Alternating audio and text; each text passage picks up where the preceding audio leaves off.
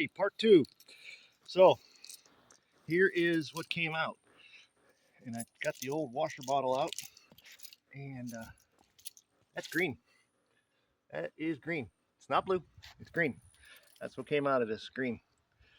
So we're gonna go ahead and fill it up with distilled water, run it, let the fan cycle twice, so you know the thermostat's opened and closed, and then it's brought that nasty stuff in there and mixed it, and then we'll drain it again, and then I'll show you about filling it. I wanted to show you this down here. This is interesting. If I can get this on tape or not. I don't know if this is gonna work. So it's dripping.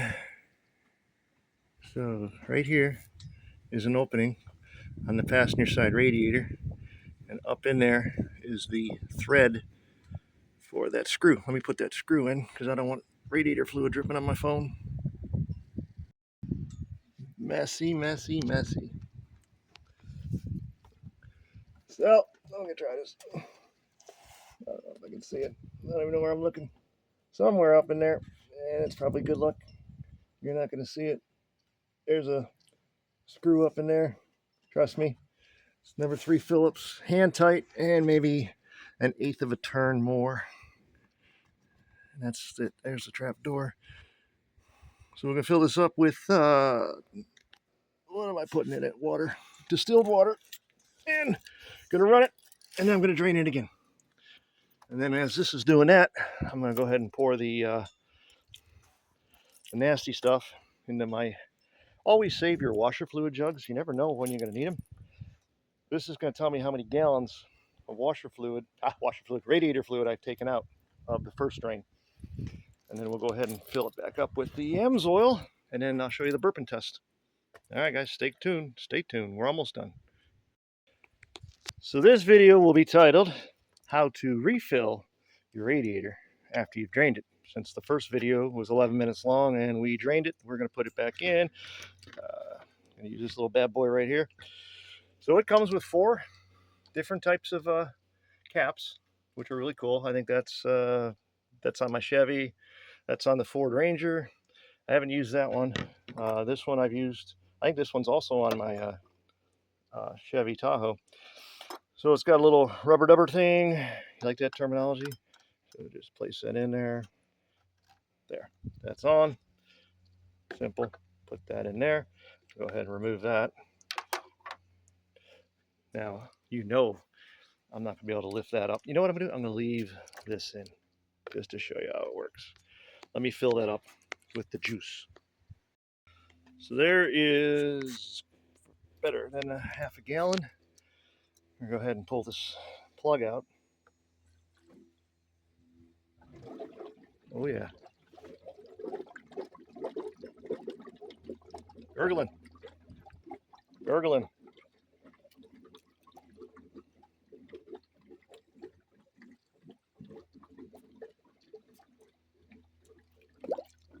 I'm going to stop it before it gets empty.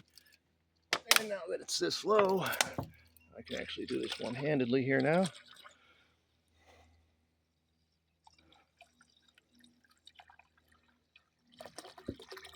All right, now that's a full 1 gallon, 50-50 mix of Amsoil and water.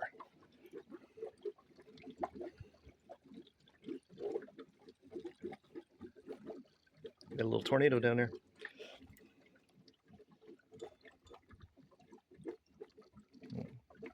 Stop it before it goes dry. I don't know why. I'm going to fill it up with another gallon. What do we got going on over here? Let me just check this guy out. What's this guy doing? Yeah, he's about where he's supposed to be. He's right at the full mark. So that's where it's pushing the air out, which is good. Yeah, there's a little bit of, not much. Let me put gallon number 2 in. That thing holds about a half a gallon. Appreciate the airplane flying overhead. Hey guys, definitely wear safety glasses. I wear big old monster thick glasses because I'm in my 70s. You like that? This thing splashed me twice on my glasses. And if you're a young guy and you're not wearing glasses, ooh, look at that, she's getting violent now. You don't want this stuff in your eyes. So safety first, guys. Safety first. She's bubbling good.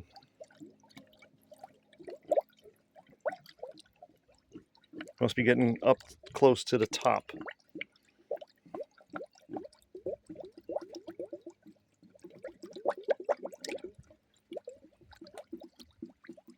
Okay. Put some more antifreeze. Oh yeah. Bottles get slippery when you get this stuff on your hands. Try not to drop it. So don't worry about putting too much in here, because you can just lift this whole funnel out of that green radiator spacer. And as long as you got the plug in, it won't come out. So then you can just put it back in the bottle.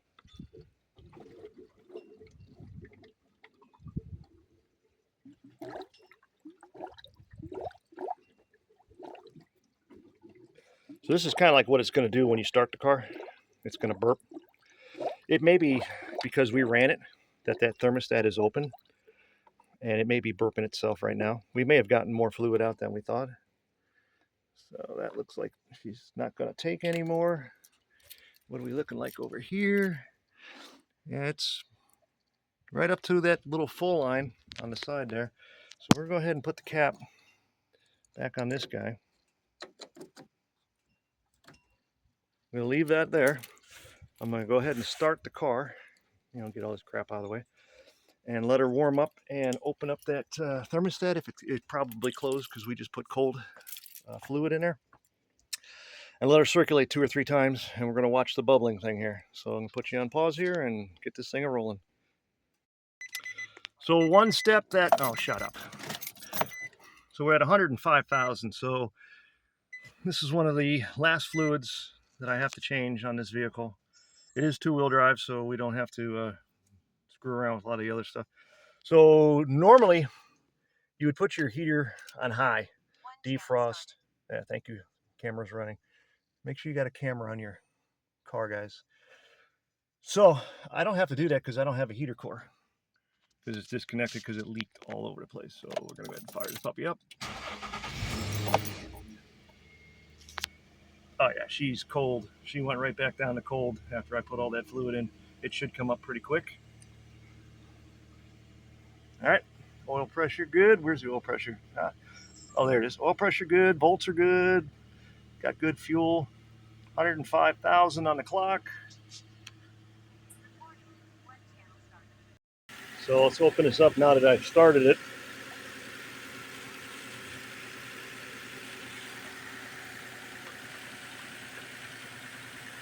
Come over here and give her a, so there's a couple bubbles in there. Now we're just getting fluid.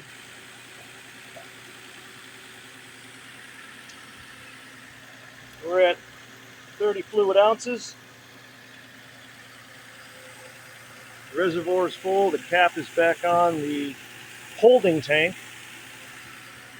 I'm going to let it run until she gets warm, and we'll come back and see what happens, if that goes up or down when the thermostat opens. So I haven't even had the car running for 30. Oh, these mosquitoes. Holy smokes. I'm going to die. Love it. Love it. I got to get some spray. I'm going to lose my legs. Hey, you know who needs to sponsor me? These guys. All right.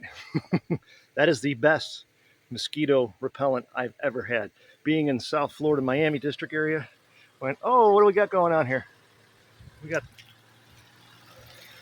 got a leak. I think it's just under the radiator cap area. I think that's just leaking from something else. Let's check the thermostat. I need to put some more fluid in there.